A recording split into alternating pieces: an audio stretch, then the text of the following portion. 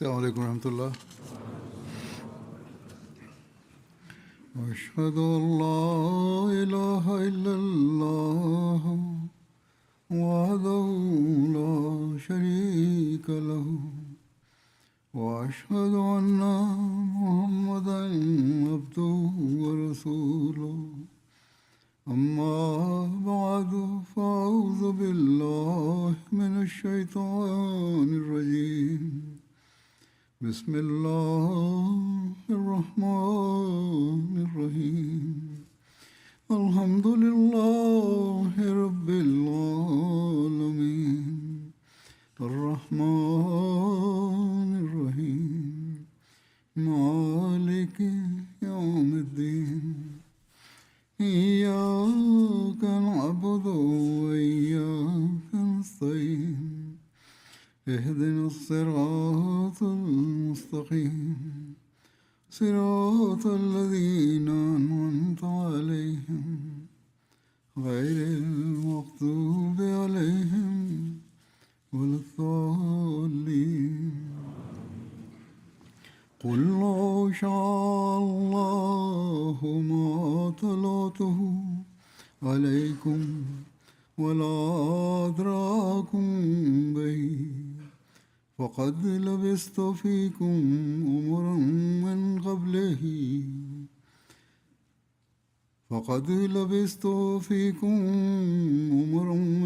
قبله أفلا تعقلون.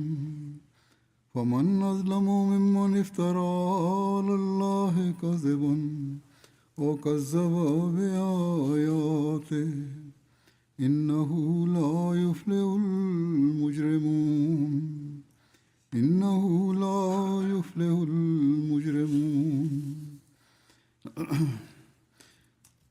इसका इसका तर्जुमा यह है आयात का. இந்த வசனங்களின் மொழியாக்கம், நீர் கூறுவீராக, இதற்கு பதிலாக வேறேதாவது போதிக்க அல்லாஹ் நாடியிருந்தால் இதனை நான் உங்களுக்கு முன் ஓதி காட்டியிருக்க மாட்டேன். அவன் இதனை உங்களுக்கு அறிவித்திருக்கவும் மாட்டான். இதற்கு முன்னர் நான் உங்களிடையே நீண்ட காலம் வாழ்ந்துள்ளேன். அவ்வாறிருந்தும் நீங்கள் அறிவு கொண்டு சிந்திக்க மாட்டீர்களா? அல்லாஹ்வின் மீது பொய் உரைப்பவனை விட அல்லது அவனது அடையாளங்களை பொய்யாக்குபவனை விட மிக பெரும் அநியாயக்காரன் யார்? நிச்சயமாக குற்றவாளிகள் வெற்றி பெற மாட்டார்கள். ஹஸ்ரத் நபிகள் நாயகம் ஸல்லல்லாஹு அலைஹி வஸல்லம் அவர்களின் வாழ்க்கை வரலாற்றின் பல்வேறு அம்சங்கள் குறித்து எடுத்துரைக்கப்பட்டு வருகின்றது. இன்று அன்னாருடைய உண்மை, வாய்மை மற்றும் நேர்மை ஆகிய பண்பு குறித்து எடுத்துரைக்கப்படும். அன்னாருடைய வாழ்க்கை சம்பவங்களில் அன்னாருடைய உண்மைத்தன்மைக்கான உயரிய உதாரணங்கள் காண கிடைக்கின்றன. எதிரிகள் கூட அன்னாருடைய நேர்மை, உண்மை ஆகியவற்றின் உயர்தரத்தை ஒப்புக்கொள்ளாமல் இருக்க முடியவில்லை. அன்னாருடைய உண்மைத்தன்மையின் இந்த தரத்தையே நான் மேலே ஓதி காட்டிய திருக்குர்ஆன் வசனத்தில் அல்லாஹ் எடுத்துரைத்துள்ளான். மேலும் நான் எந்த சூழலிலும் ஒருபோதும் பொய் சொன்னதில்லை, உண்மையை கைவிட்டதில்லை, இதற்கு நீங்களே சாட்சியாக உள்ளீர்கள். அவ்வாறு இருக்க இறைவனிடமிருந்து வராத ஒரு மார்க்கத்தை கொண்டு வந்து அல்லாஹ்வின் மீது நான் பொய் சொல்வேனா? இது ஒருபோதும் சாத்தியமில்லை என்று அம்மக்களிடம் பிரகடனம் செய்யுமாறு அல்லாஹ் அன்னாருக்கு கட்டளையிட்டான்.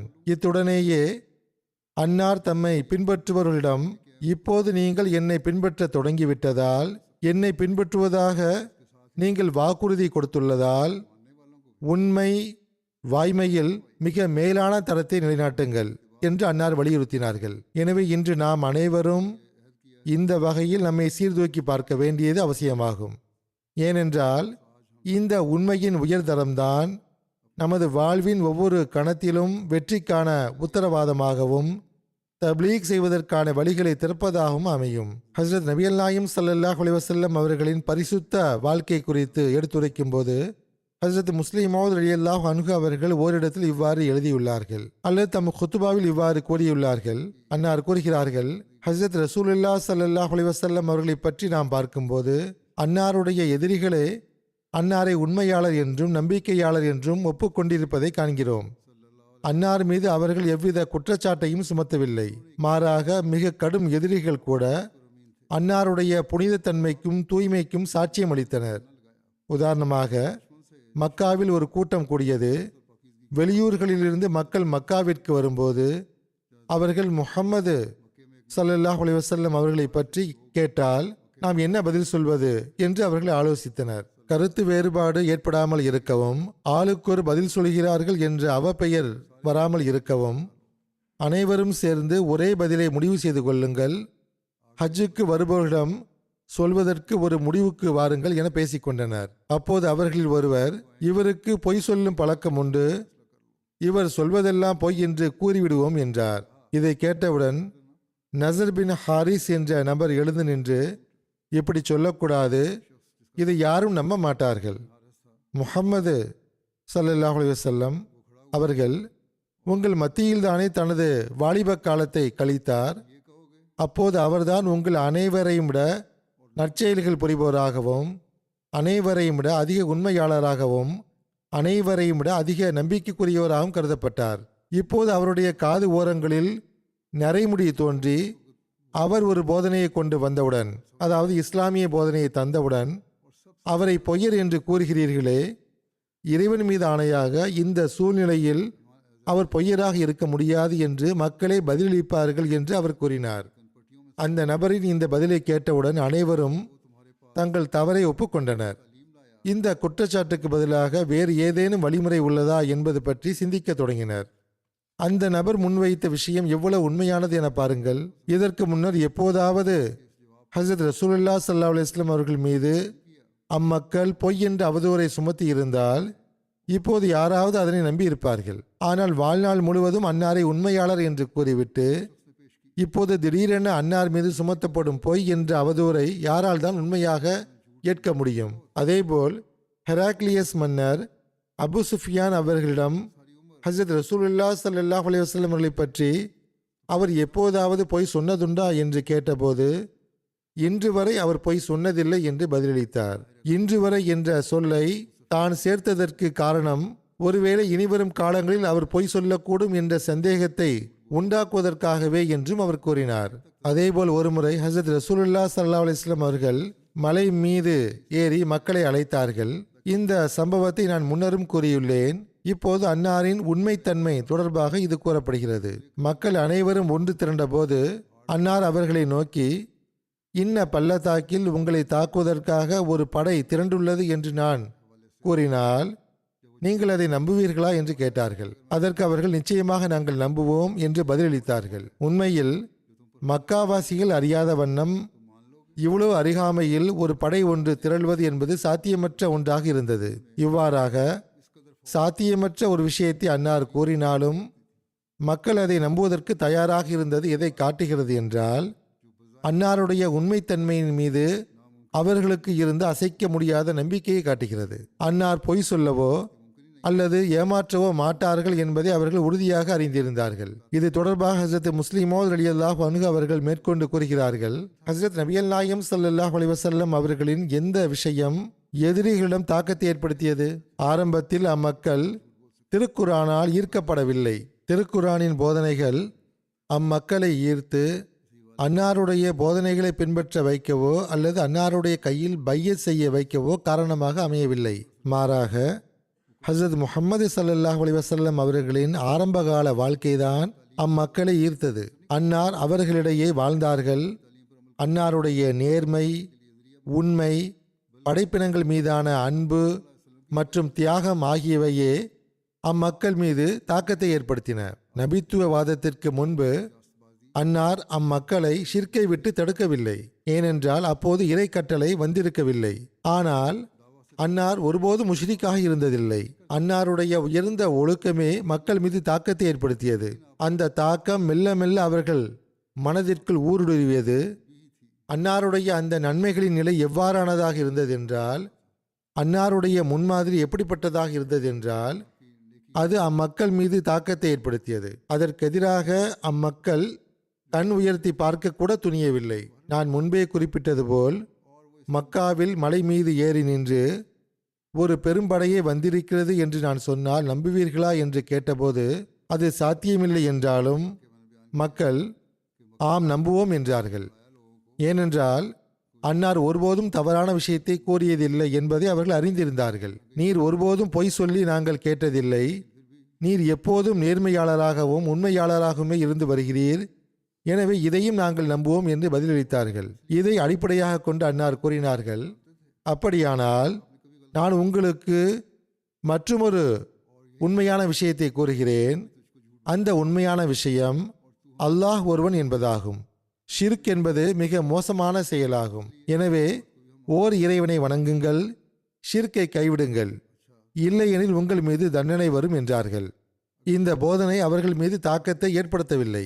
அன்னாருடைய வாழ்க்கை, அன்னாருடைய செயல், அன்னாருடைய உண்மை, அன்னாருடைய நேர்மை மற்றும் அன்னாருடைய நன்மை ஆகியவையே அந்த மக்கள் மீது தாக்கத்தை ஏற்படுத்தியிருந்தன.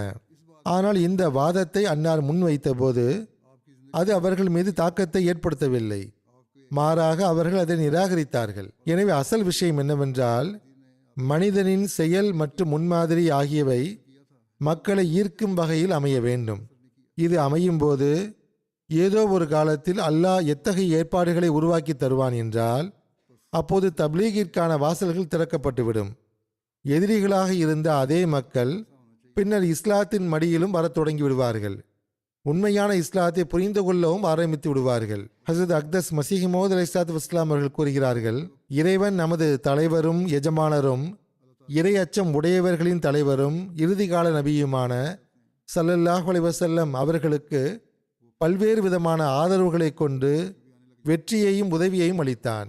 ஆரம்ப காலத்தில் ஹசரத் மூசா மற்றும் ஹசரத் ஈசா ஆகியோரை போன்றே அன்னாருக்கும் ஹிஜ்ரத் செய்யும் நிலை ஏற்பட்டது. இருப்பினும் அந்த ஹிஜ்ரத் தனக்குள்ளேயே வெற்றி மற்றும் உதவியின் அடித்தளத்தை கொண்டிருந்தது.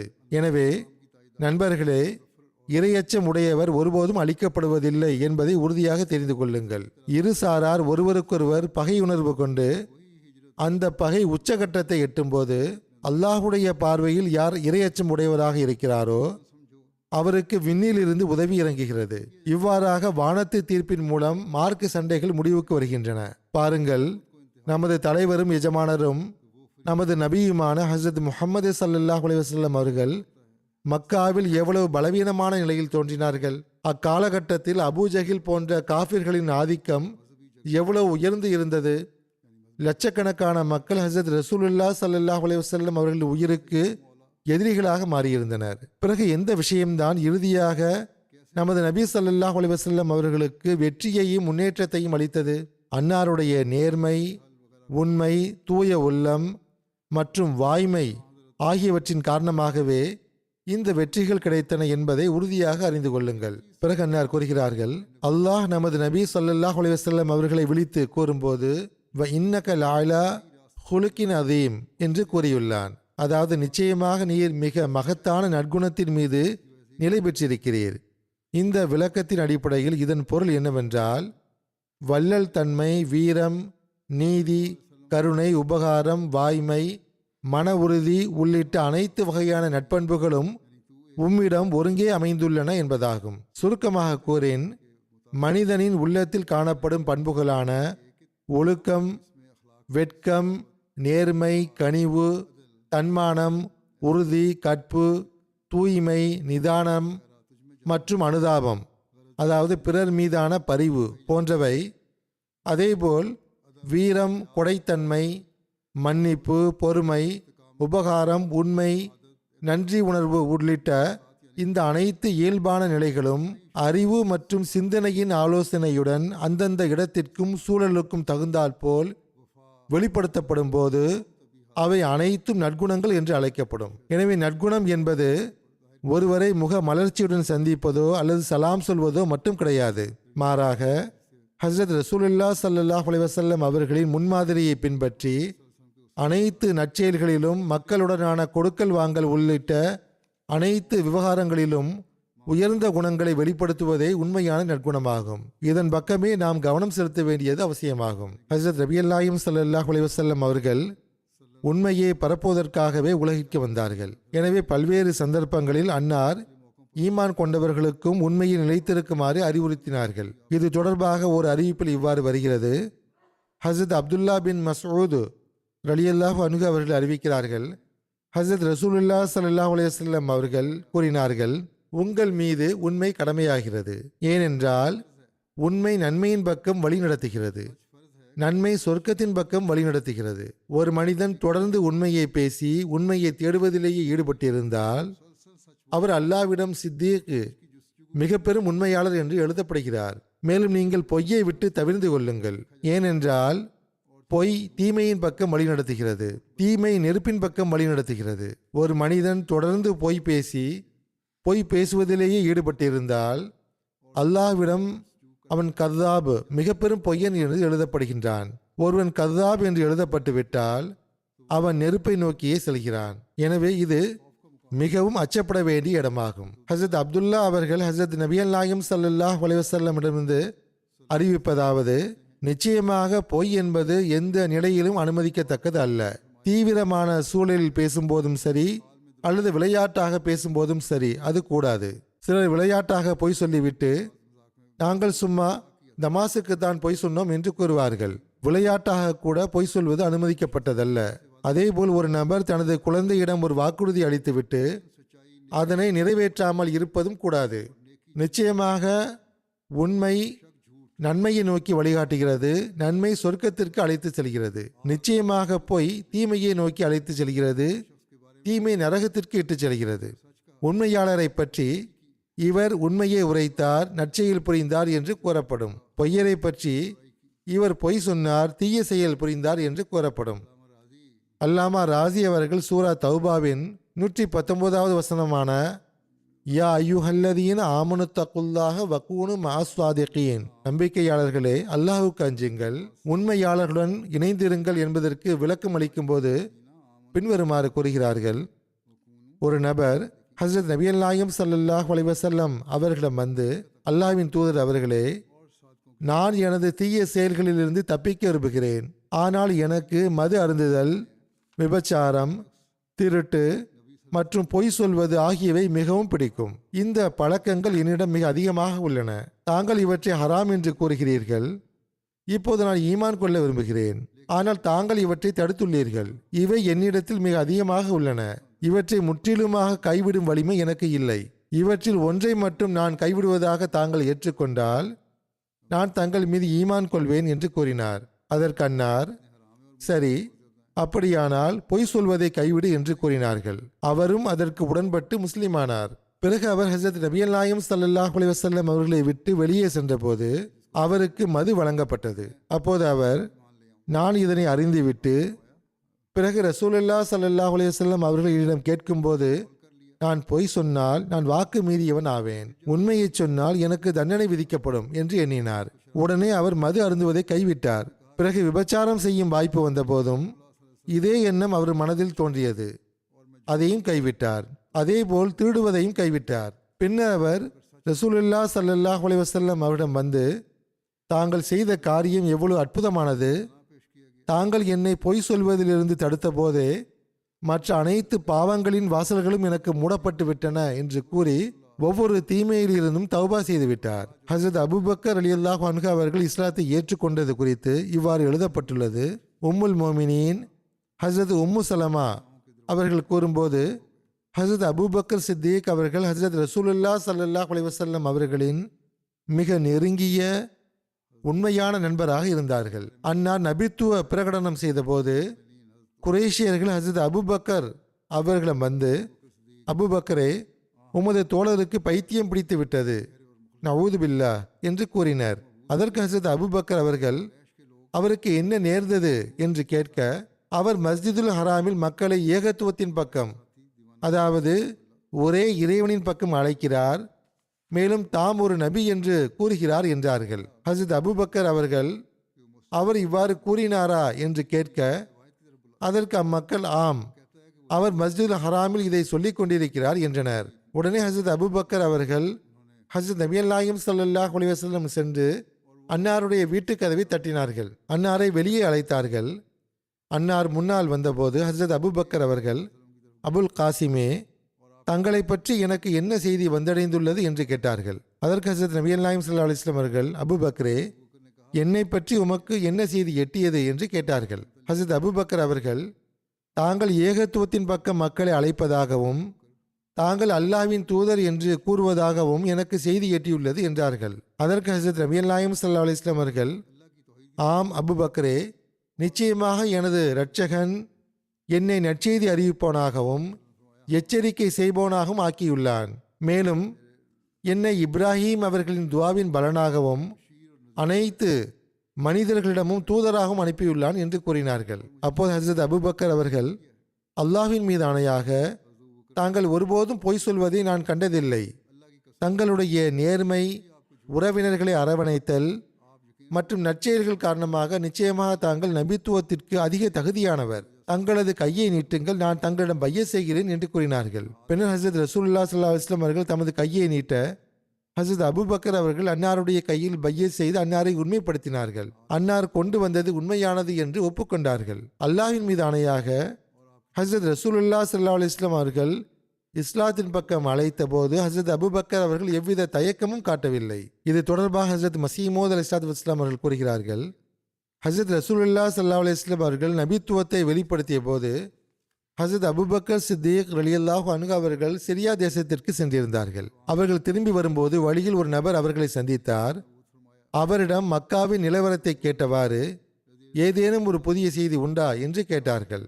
பொதுவாக ஒருவர் பயணத்தில் இருந்து திரும்பும்போது தனது ஊர்க்காரரை சந்தித்தால் ஊரின் நிலைமை குறித்து கேட்பது வழக்கம். அதற்கு அந்த நபர், உமது நண்பர் முஹம்மது ஸல்லல்லாஹு அலைஹி வஸல்லம் அவர்கள் இறை தூதர் என்று வாதம் புரிந்துள்ளார் என்று புதிய செய்தியை கூறினார். அதை கேட்டவுடனேயே அபூபக்கர் அவர்கள், அவர் அவ்வாறு கூறியிருந்தால் நிச்சயமாக அவர் உண்மையானவரே என்று கூறினார்கள். இதிலிருந்து அன்னார் மீது ஹசரத் அபூபக்கர் அவர்கள் எந்த அளவு நல்லெண்ணம் கொண்டிருந்தார்கள் என்பதை அறிய முடிகிறது. அவர்கள் எவ்வித அற்புதத்தையும் கேட்கவில்லை. உண்மை என்னவென்றால், யாருக்கு நிலவரம் தெரியாதோ, யார் அந்நியராக இருப்பாரோ அவர் திருப்தி அடைவதற்காக அற்புதத்தை கேட்பார். ஆனால் யாருக்கு மறுப்பே இல்லையோ அவருக்கு அற்புதத்தின் அவசியம் என்ன?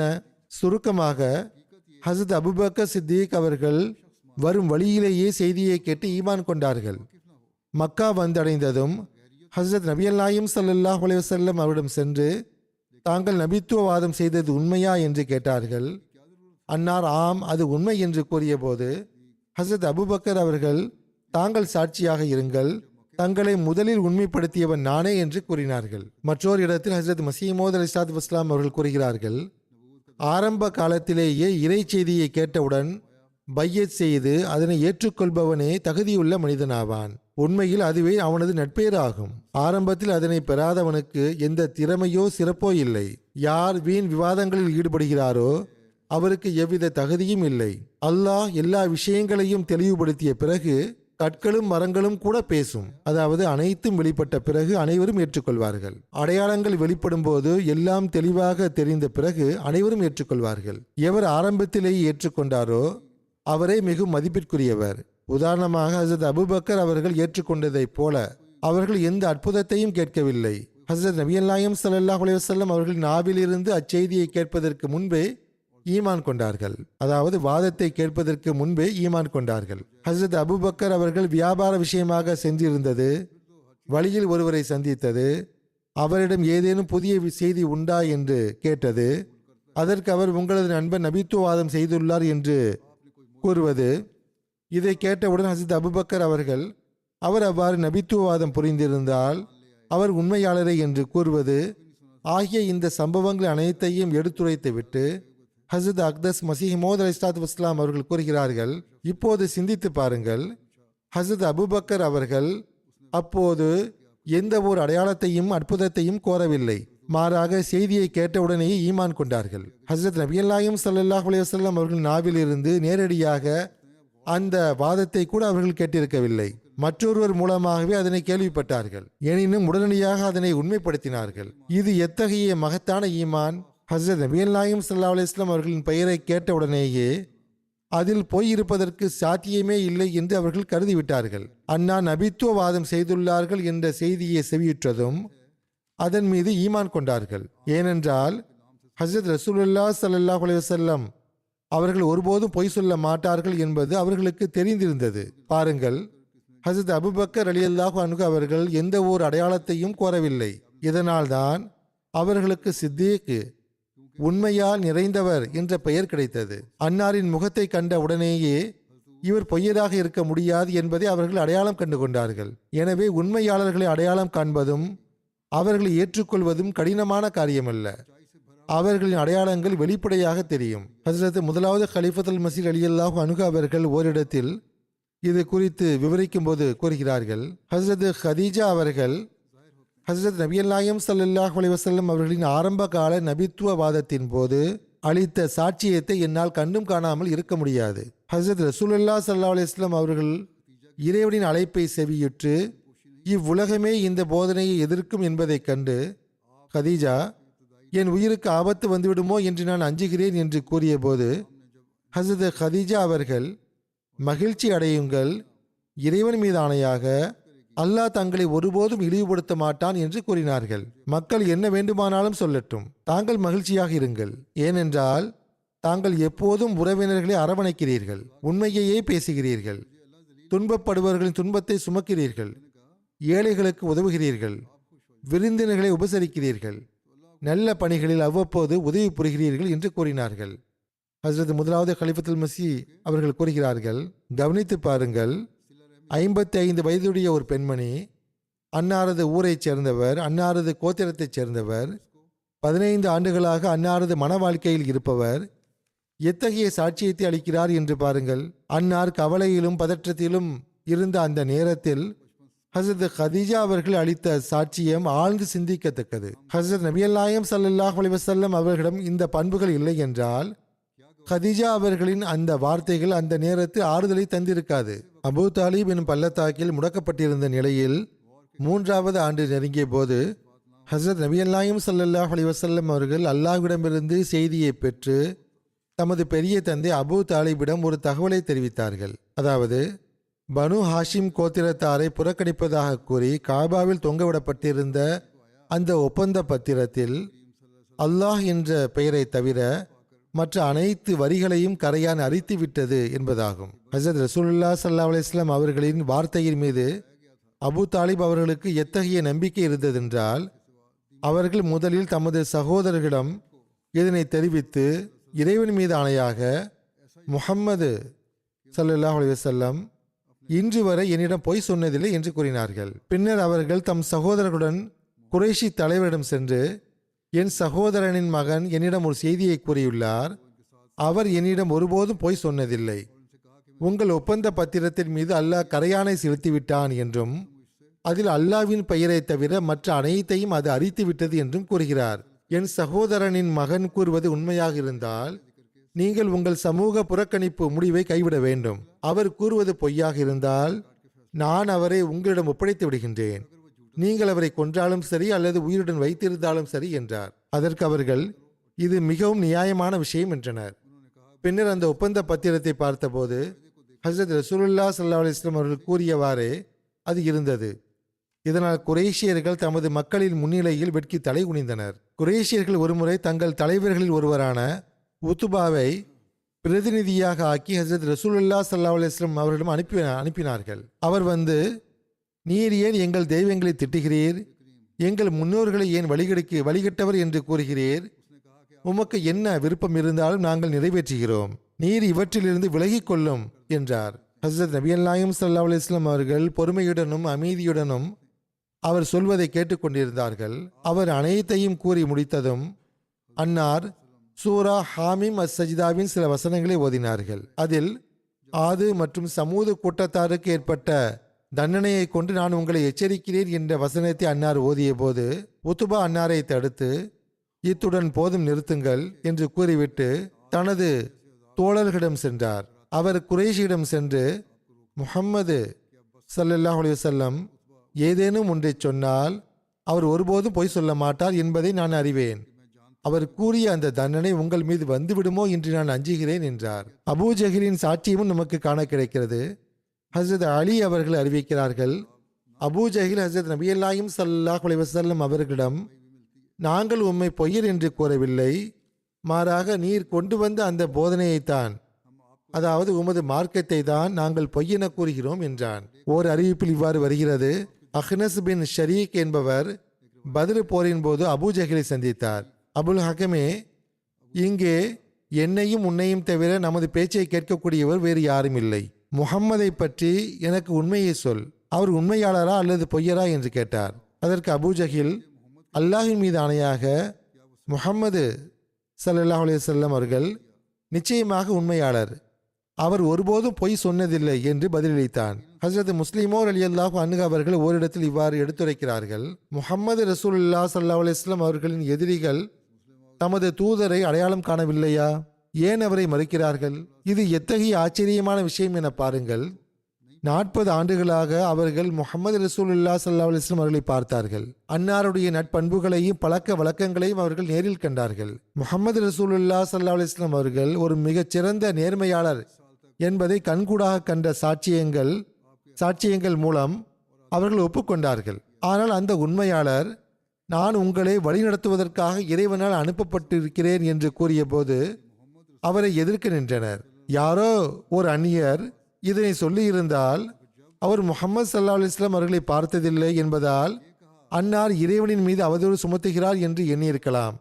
ஆனால் முஹம்மது ரசூலுல்லாஹ் ஸல்லல்லாஹு அலைஹி வஸல்லம் அவர்களின் முழு வாழ்க்கையும் ஒரு திறந்த புத்தகமாக யாருக்கு முன்னால் இருந்ததோ அந்த மக்காவாசிகள் எவ்வாறு அன்னாரை அவதூறு சுமத்துவர் என்று கூறத் தொடங்கினார்கள்.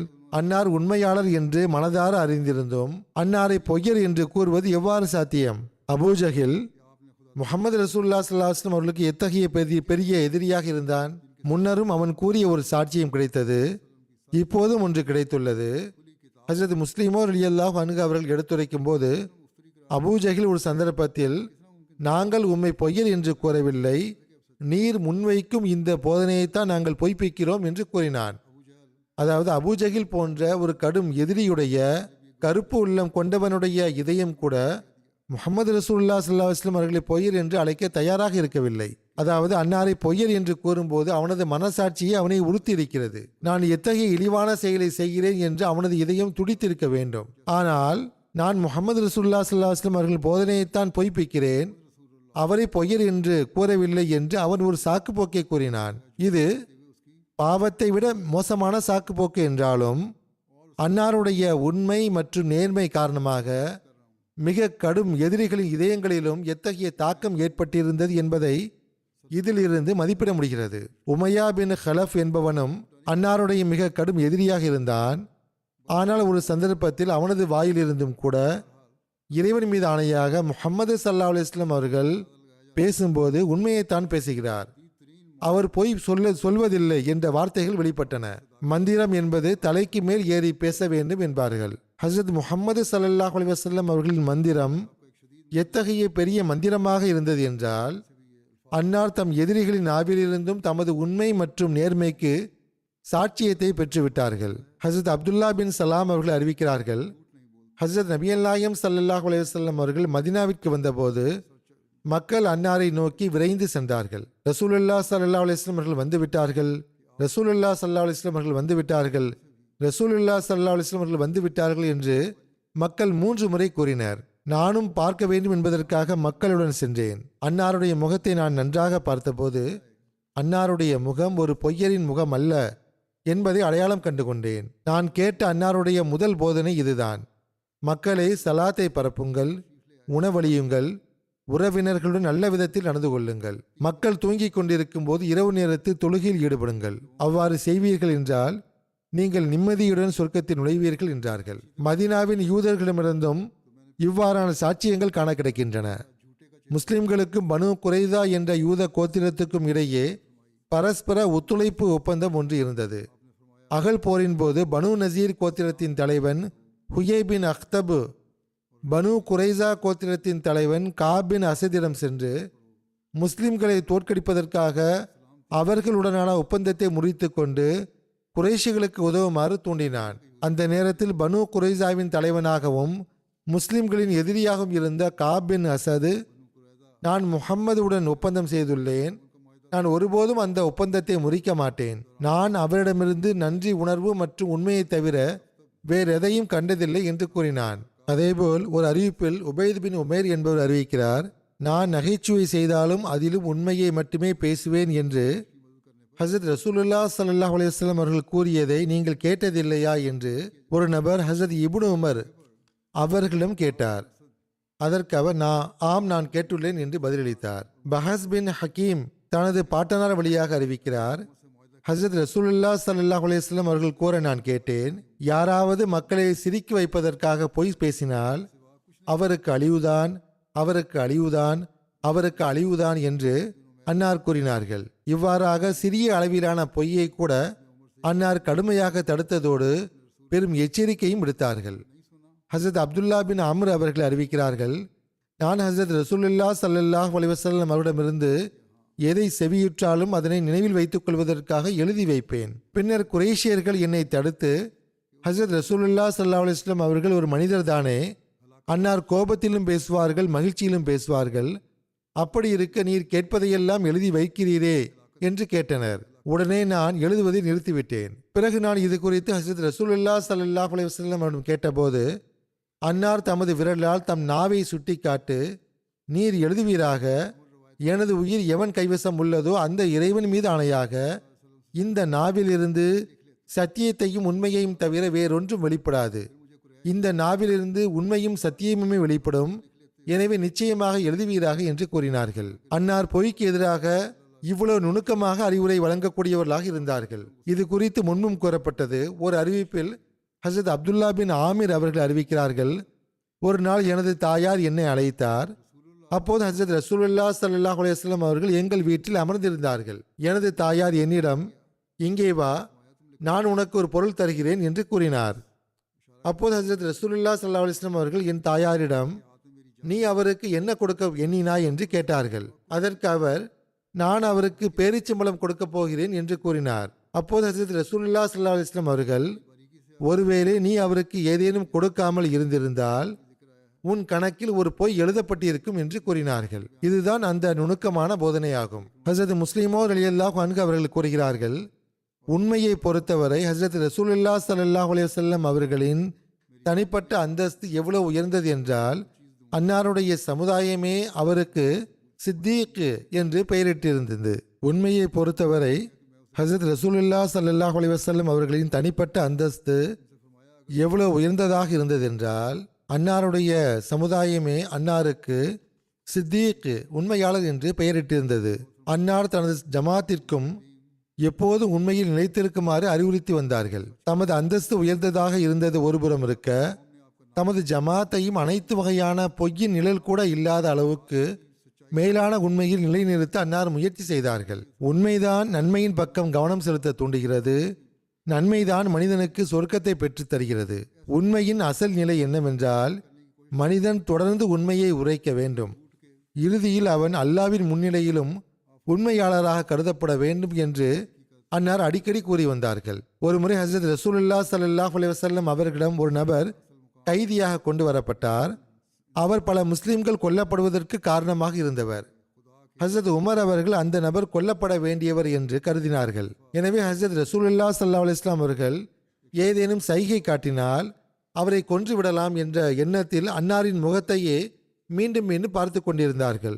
அந்த நபர் அங்கிருந்து சென்ற பிறகு ஹசரத் உமர் அவர்கள், அல்லாஹ்வின் தூதர் அவர்களே, அந்த நபர் கொல்லப்பட வேண்டியவர் அல்லவா என்று கேட்டார்கள். அதற்கு அன்னார், அவர் கொல்லப்பட வேண்டியவர் என்றால் நீங்கள் ஏன் அவரை கொல்லவில்லை என்று கேட்டார்கள்.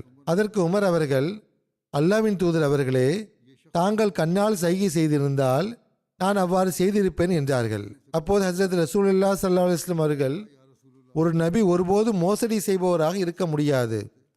நான் வாயால் ஒருவரிடம் அன்பு பாராட்டி பேசிவிட்டு கண்ணால் அவரை தீர்த்து கட்டுமாறு சைகை செய்வது எவ்வாறு சாத்தியமாகும்? இது ஒருபோதும் முடியாது. இது மோசடியாகும். என்னிடமிருந்து இத்தகைய செயல் ஒருபோதும் வெளிப்படாது என்று கூறினார்கள். இவ்வாறாக எதிரிகள் கூட ஒப்புக்கொள்ளும் வகையில் ஹஜ்ரத் ரசூலுல்லாஹ் ஸல்லல்லாஹு அலைஹி வஸல்லம் அவர்கள் உண்மை மற்றும் வெளிப்படையான பேச்சு ஆகியவற்றில் உயர்ந்த தரங்களை நிலைநாட்டினார்கள். அதே சமயம் தம்மை பின்பற்றுபவர்களையும் வாய்மையின் இத்தகைய உயர்ந்த நிலையை எட்டுமாறு அறிவுறுத்தினார்கள். எனவே இன்று ஒவ்வொரு அகமதியும் தமது உண்மையின் தரம் எவ்வாறு உள்ளது என்பது குறித்து தம்மை சீர்தூக்கி பார்க்க வேண்டும். நம்மிடம் உள்ள பலவீனங்களை நாம் நீக்க வேண்டும். அல்லாஹ் நமக்கு இதற்கு நல்வாய்ப்பு வழங்குவானாக. தொழுகைக்கு பிறகு ஒரு ஜனாசா காயிப் தொழுகை தொலை வைப்பேன். அது மதிப்பிற்குரிய ஷாஹிதா அஹமது சாஹிபா அவர்களுடையதாகும். அவர் மிர்சா நசீம் அஹமது சாஹிப் அவர்களின் மனைவி ஆவார். கடந்த சில நாட்களுக்கு முன்பு 91 வயதில் காலமானார். இன்னா லில்லாஹி வ இன்னா இலைஹி ராஜிவோன். அன்னார் வசிய செய்தவராவார். ஹஸ்ரத் மசீமோத் அலைஹிஸ்ஸலாத்து வஸ்ஸலாம் அவர்களின் மகள் வழி பேத்தியும் ஹஸ்ரத் நவாப் அப்துல்லா கான் சாஹிப் மற்றும் ஹஸ்ரத் சாஹிப் ஜாதி அமத்துல் ஹஃபீஸ் பேகம் சாஹிபா ஆகியோரின் மகளும் ஆவார். அவருக்கு 4 மகன்கள் உள்ளனர். மர்ஹூமாவுடைய மூத்த மகன் நொமான் இவ்வாறு எழுதுகிறார்: மர்ஹூமா தம்மிடம் மிகுந்த அன்பு பாராட்டினார் என்று ஒவ்வொருவரும் கூறுகிறார்கள். மக்களுடன் நல்ல முறையில் பழகியிருக்கிறார். வீட்டை பொறுத்தவரை எப்போதும் வீட்டில் மக்கள் இருக்க வேண்டும் என்று அவர் விரும்புவார். விருந்தோம்பலில் மிகுந்த ஆர்வம் கொண்டிருந்தார். தனக்கு வசதி இருந்தால் வீட்டை இன்னும் பெரிதாக்குவேன், அப்போதுதான் விருந்தினர்கள் வந்து தங்குவதற்கு தாராளமாக அறைகள் இருக்குமே என்று அவர் வருத்தப்படுவார். அதேபோல் அவருடைய இளைய மகன் ரிஸ்வான் இவ்வாறு எழுதுகிறார்: மர்ஹூமா பல நட்பண்புகளை கொண்டவராக இருந்தார். ஏழை பணக்காரர், பெரியவர் சிறியவர் என அனைவரிடமிருந்தும் இப்போது அவரின் மறைவையொட்டி இரங்கல் செய்திகள் வருகின்றன. அவர் எவ்வாறு அனைவரிடமும் அன்பை பகிர்ந்து கொண்டார், தனிப்பட்ட உறவை வைத்திருந்தார் என்பது குறித்து அவர்கள் நெகிழ்ச்சியுடன் கூறுகிறார்கள். அவர் இயல்பாகவே அன்பு காட்டும் சுபாவம் கொண்டவர். அனைவரின் உள்ளங்களிலும் இடம் பிடிப்பார். குறிப்பாக ஏதேனும் ஒரு காரணத்திற்காக துன்பத்திலோ அல்லது கவலையிலோ இருப்பவர்கள் மீது அவர் தனி கவனம் செலுத்துவார். பலவீனமானவர்களின் பக்கம் அவர் எப்போதும் துணை நின்றார். எப்போதும் பலவீனமானவர்களுக்கு ஆதரவாக இருங்கள் என்று பிள்ளைகளுக்கும் அவர் அறிவுரை வழங்கி வந்தார். அவரிடம் மன உறுதியும் துணிச்சலும் அதிகமாக இருந்தது. அதனை நானே கண்டிருக்கிறேன். மாஷா அல்லாஹ், அவர் மிகுந்த மன வலிமை கொண்டவர். மர்ஹூமாவின் சகோதரி ஃபௌசியா ஷமீம் சாஹிபா, இவர் லாகூர் லஜினா தலைவியாகவும் இருந்தவர். தற்போதும் தலைவியாக உள்ளார் என்றே நினைக்கிறேன். அவர் கூறும்போது, மர்ஹூமாவை குறித்து சில வார்த்தைகளில் எடுத்துரைக்க வேண்டுமென்றால், தியாகம், பொறுமை, துணிச்சல் மற்றும் அன்பின் உருவமாக திகழ்ந்தார் என்று கூறியுள்ளார். மர்ஹூமாவின் மருமகள் அமத்துல் வக்கீல் கூறும்போது, விருந்தோம்பல் பண்பு அவரிடம் மிக மேலோங்கி இருந்தது என்கிறார். இதை பற்றி அவருடைய பிள்ளைகளும் மக்களும் எனக்கு எழுதியுள்ளார்கள். அவருடைய விருந்தோம்பல் முறை எவ்வித பகட்டும் இன்றி மிக எளிமையாக இருக்கும். கடைசி காலத்தில் அவர் கீழே விழுந்ததில் இடுப்பில் காயம் ஏற்பட்டு சக்கர நாற்காலிக்கு மாறினார்கள். இருப்பினும் மிகுந்த பொறுமையுடனும் நன்றியுணர்வுடனும் அந்த நோய் காலத்தை கழித்தார்கள். ஒருபோதும் சிறு முறையீடை கூட முன்வைக்கவில்லை. அவர் மிகுந்த தைரியமிக்க நோயாளி ஆவார். எங்களை ஒருபோதும் சிரமப்படுத்தவில்லை என்று கூறுகிறார். அவருடைய மகன்வழி பேத்தி ஹதீஜா என்பவர் கூறும்போது, விருந்தோம்பல் குறித்து எழுதிய பிறகு, மர்ஹூமா அன்பும் அரவணைப்பும் கொண்ட பெண்மணி. கடந்த சில ஆண்டுகளாக மாதம் 2-3 முறை திருக்குரானை ஓதி முடிப்பார்.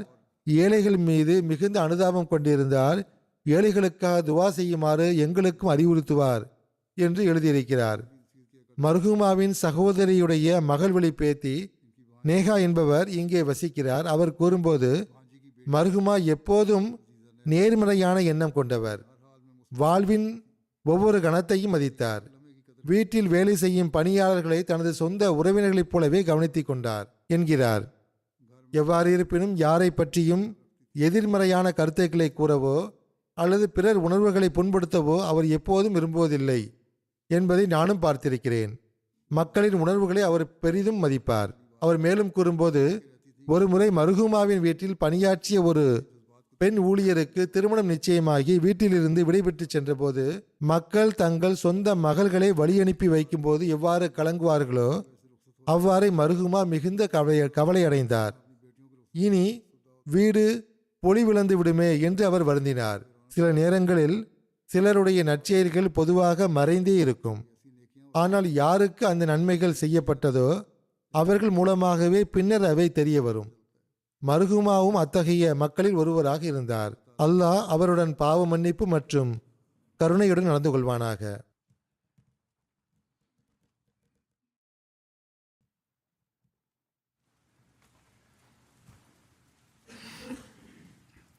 அல்ஹம்துலில்லாஹ்